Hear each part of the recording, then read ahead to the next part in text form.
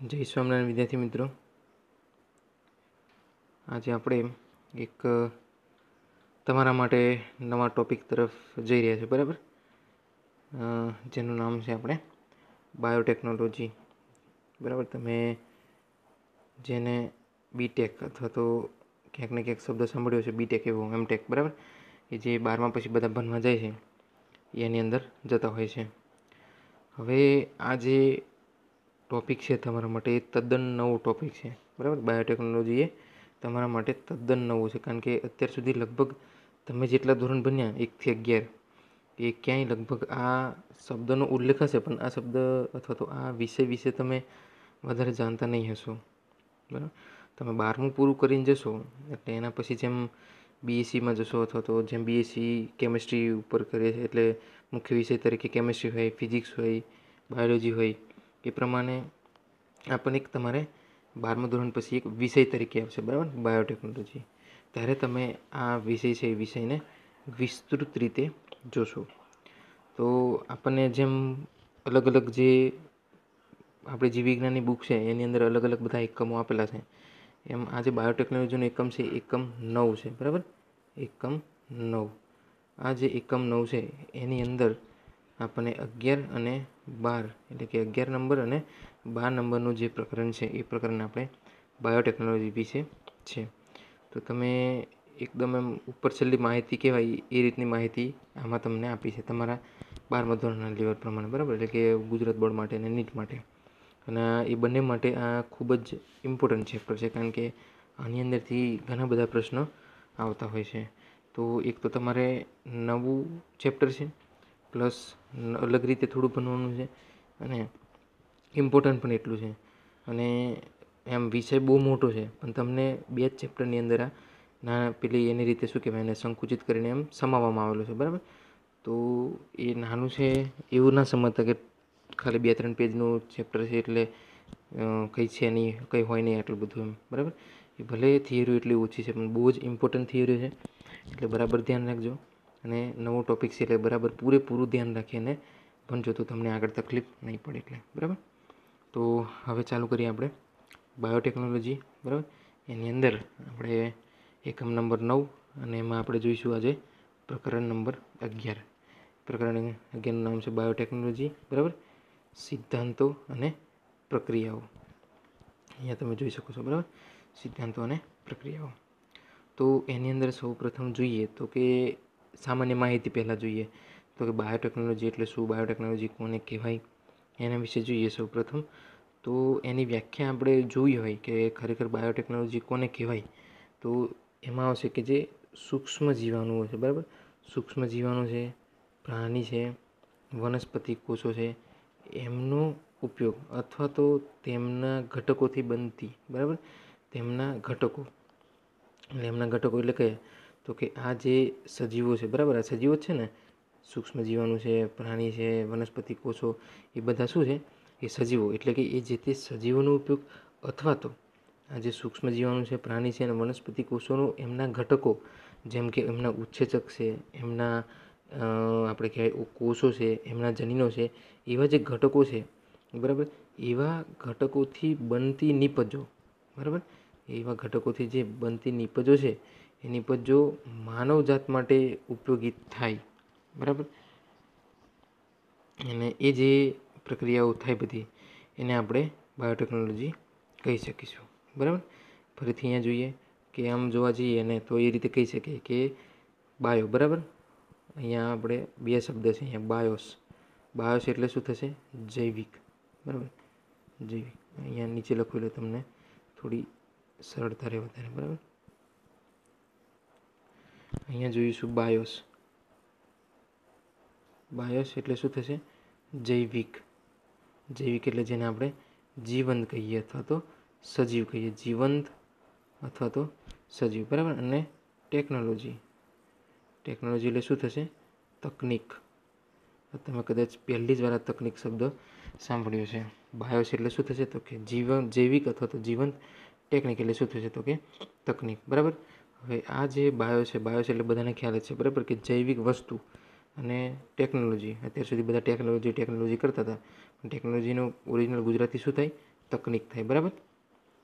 તો એ જે તકનિક છે એ તકનિકની અંદર જૈવિક ઘટકોનો સમાવેશ કરવામાં આવે, અથવા તો જૈવિક જે સજીવો છે અથવા તો સજીવોના જે અલગ અલગ જે ઘટકો છે એ ઘટકોનો જે તકનિકની અંદર અથવા તો જે ટેકનોલોજીની અંદર ઉપયોગ કરવામાં આવે છે એને શું કહેવામાં આવે? એને બાયો ટેકનોલોજી કહેવામાં આવે છે, બરાબર.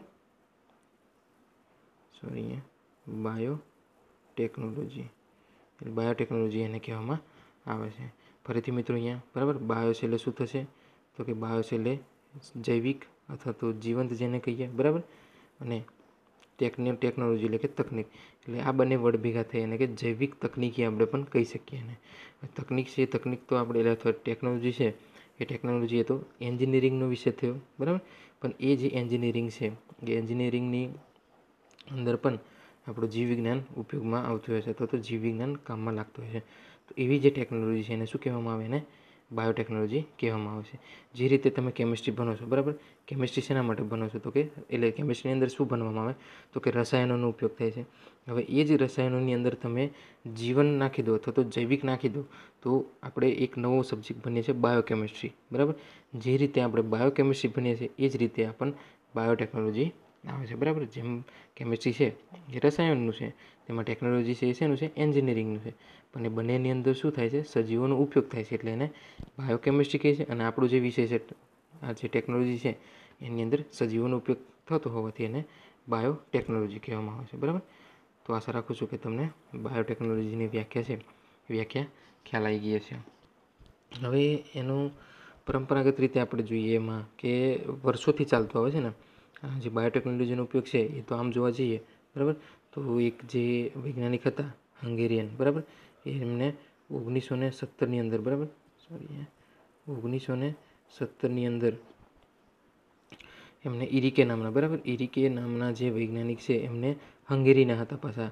આ જે ઇરિકે નામના જે વૈજ્ઞાનિક છે એ 1970ની અંદર આ બાયોટેકનોલોજી શબ્દ અમલમાં લાવ્યા હતા, અથવા તો બાયોટેકનોલોજી શબ્દ સૌ પ્રથમવાર પ્રયોજ્યો હતો, બરાબર. પણ એની પહેલાં એટલે કે 1970 પહેલાં પણ, બરાબર, જે બાયોટેકનોલોજીનો ઉપયોગ છે બાયોટેકનોલોજી ઉપયોગ આપણા દાદા પરદાદા છે એ કરતા જ હતા. ભલે એમને ખ્યાલ નહોતો કે આપણે જે ઉપયોગ કરી રહ્યા છીએ એ શું છે? એ બાયોટેકનોલોજી છે, બરાબર. પણ તેમ છતાં તે જે આપણા દાદા પરદાદા છે અથવા તો આપણા જે પૂર્વજો છે એ પૂર્વજો બાયોટેકનોલોજીનો ઉપયોગ કરતા હતા. કઈ રીતે કરતા હતા?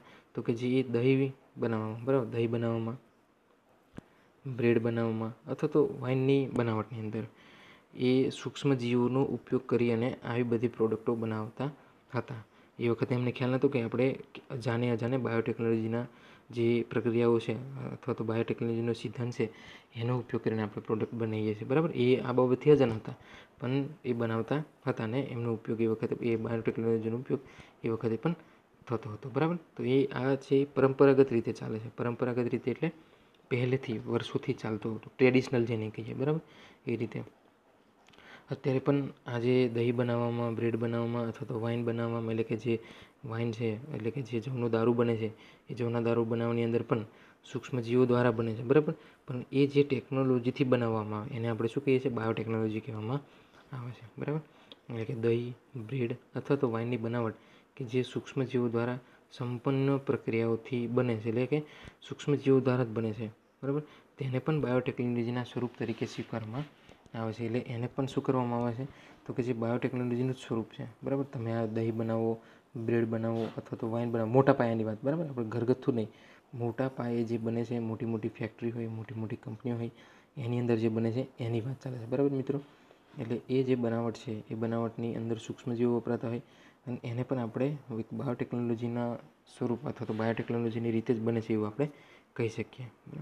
એ આ હતું આપણે પરંપરાગત રીતે એટલે કે જૂનું જે ચાલતું આવે છે એ રીતે.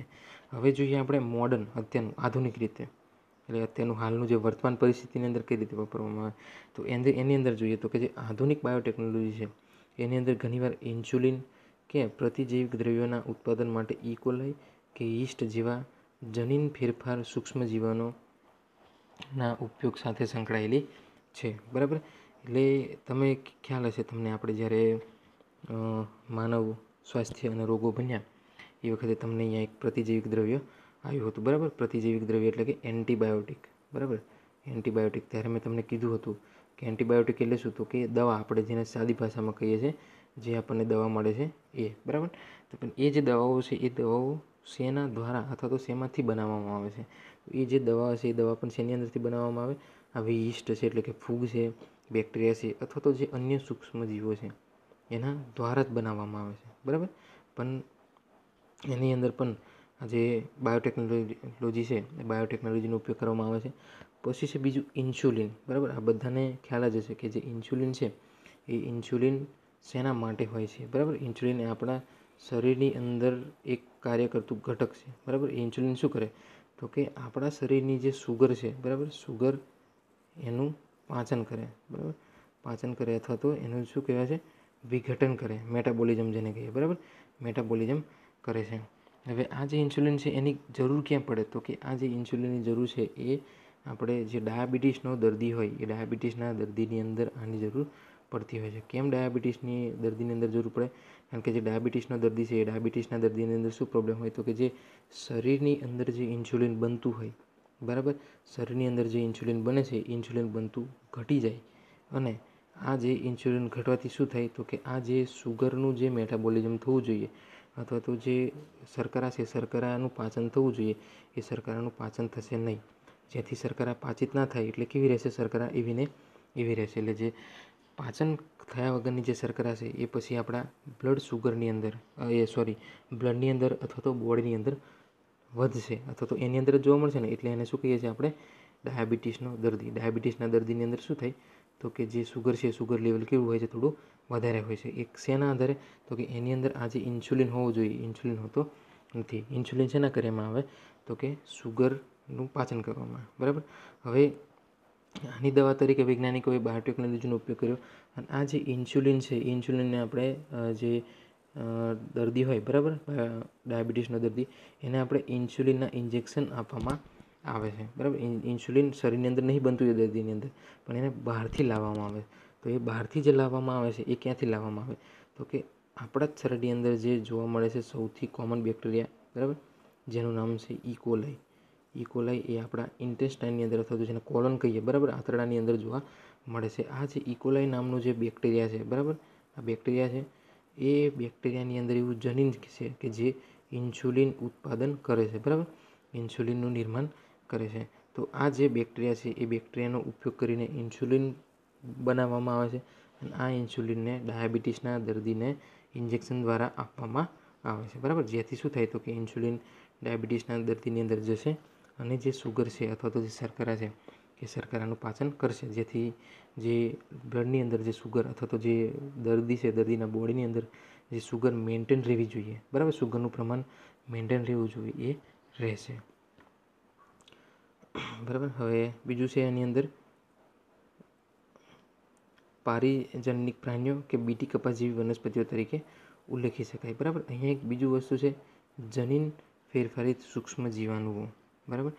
જનીન ફેરફારિત સૂક્ષ્મ જીવાણુ એટલે શું, તમે અહીંયા લખી નાખજો અહીંયા, બરાબર. GMO એટલે કે જનીન પરિવર્તિત સૂક્ષ્મજીવો એટલે કે જીનેટિકલી, બરાબર, જીનેટિકલી અહીંયા આપણે લખીશું જીનેટિકલી મોડિફાઈડ, બરાબર, મોડિફાઈડ ઓર્ગેનિઝમ,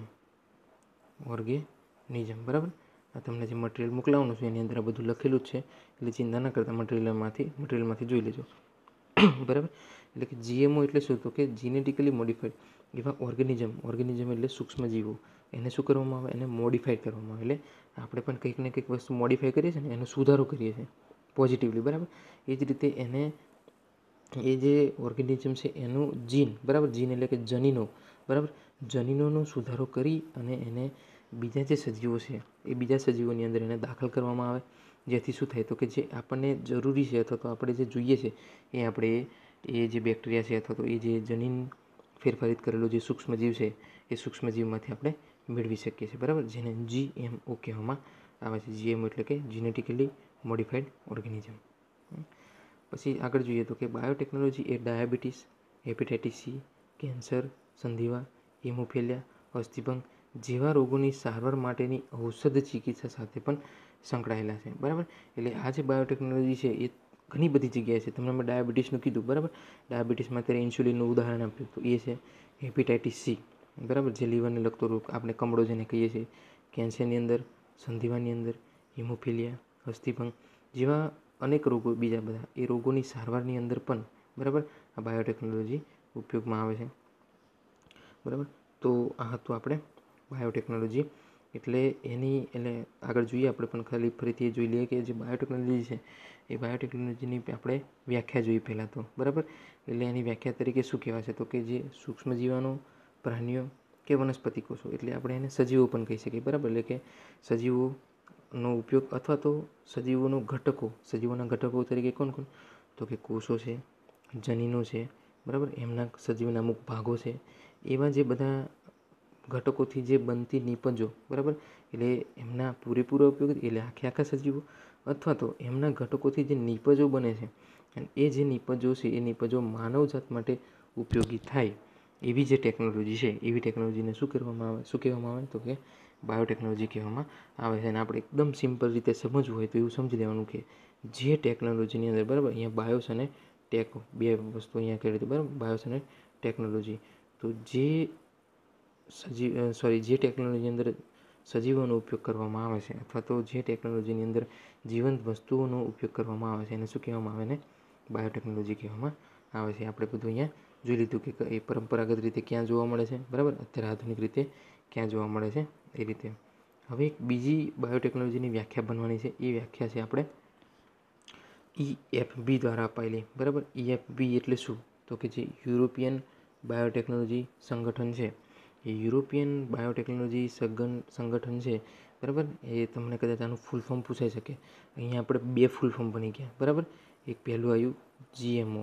બરાબર, GMO એટલે શું તો કે જીનેટિકલી મોડિફાઈડ ઓર્ગેનિઝમ. બરાબર, અને અત્યારે એક બીજું નામ આવ્યું છે આપણે EFB. EFB એટલે કે યુરોપિયન ફેડરેશન ઓફ બાયોટેકનોલોજી. બરાબર, યુરોપિયન ફેડરેશન ઓફ બાયોટેકનોલોજી. આ જે છે એના દ્વારા એક વ્યાખ્યા આપવામાં આવી છે. કોની તો કે બાયોટેકનોલોજીની.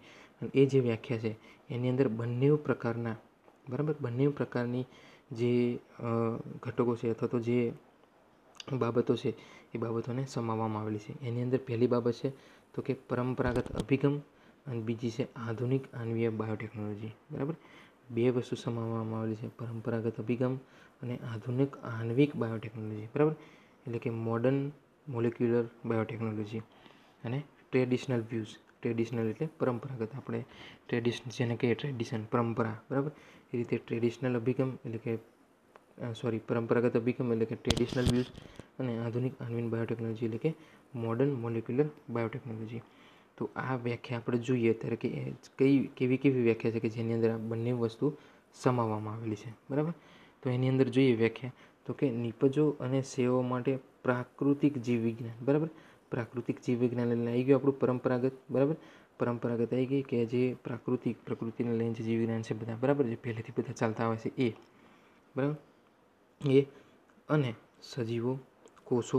બરાબર, એટલે કે સજીવો અથવા તો સજીવોના કોષો અથવા તેમના ભાગો અથવા તો તેમની આણ્વીય અનુરૂપતાનું સંચાલન એટલે બાયોટેકનોલોજી. બરાબર, ફરીથી જોઈ લો અહીંયા કે નિપજો અને સેવાઓ માટે આપણે જે ઉપર અહીંયા ભણ્યા એ સેમ અહીંયા એ રીતે છે. બરાબર, કે નિપજો અને સેવા માટે. નિપજો એટલે અહીંયા પણ આપણે ભણ્યા કે કોના માટે તો કે માનવજાતના ઉપયોગિતા માટે. બરાબર, માનવજાતની ઉપયોગી માટે સેવાઓ, પ્રક્રિયાઓ અથવા તો નિપજો એટલે કે નિપજો અને સેવાઓ માટે. બરાબર, જે પ્રાકૃતિક નિપજો અને સેવા માટે કોની નિપજો તો કે મનુષ્યની. બરાબર, મનુષ્યની સેવાઓ અને નિપજો માટે જે પ્રાકૃતિક જીવવિજ્ઞાન, બરાબર, સજીવો, કોષો અને તેમના ભાગો તથા આણ્વીય અનુરૂપતાનું એટલે કે જે મોલિક્યુલર જે એ છે એનું સંચાલન જે કરે છે એને શું કહેવામાં આવે? એને બાયોટેકનોલોજી કહેવામાં આવે છે. બરાબર, તો આ હતી આપણે EFB દ્વારા એટલે કે યુરોપિયન ફેડરેશન ઓફ બાયોટેકનોલોજી દ્વારા જે વ્યાખ્યા આપેલી છે એ વ્યાખ્યા પણ તૈયાર કરી દેવાની અને ઉપરની જે વ્યાખ્યા છે એ વ્યાખ્યા પણ આપણે તૈયાર કરવાની. કદાચ એક્ઝામિનરની ઈચ્છા થઈ જાય કે આ સિમ્પલ વ્યાખ્યા નહીં પૂછવી, EFB દ્વારા પૂછવી છે, EFB દ્વારા બનાવેલી પૂછવી છે, તો તમે EFB દ્વારા જે વ્યાખ્યા આપેલી છે એ વ્યાખ્યા તમે લખી શકો. બરાબર, તો આ હતું આપણે બાયોટેકનોલોજીની માહિતી, સામાન્ય માહિતી હતી. હવે આ જે બાયોટેકનોલોજી છે એ બાયોટેકનોલોજી આવી ક્યાંથી અથવા તો એનો જે જન્મ છે એ જન્મ કોને આપ્યો, અથવા તો જેને કહીએ કે એની જે બાયોટેકનોલોજી બની એની પાછળ જવાબદાર વસ્તુ કઈ, ઘટક કયા, એ જોવા જઈએ, બરાબર. તો એની અંદર કદાચ તમને પ્રશ્ન પૂછાઈ શકે કે આધુનિક જે બાયોટેકનોલોજી છે એ આધુનિક બાયોટેકનોલોજીનો જે વિકાસ છે, એટલે વિકાસ થયો છે, એની પાછળની જવાબદાર પદ્ધતિઓ કઈ છે, અથવા તો જવાબદાર પદ્ધતિઓ જણાવો.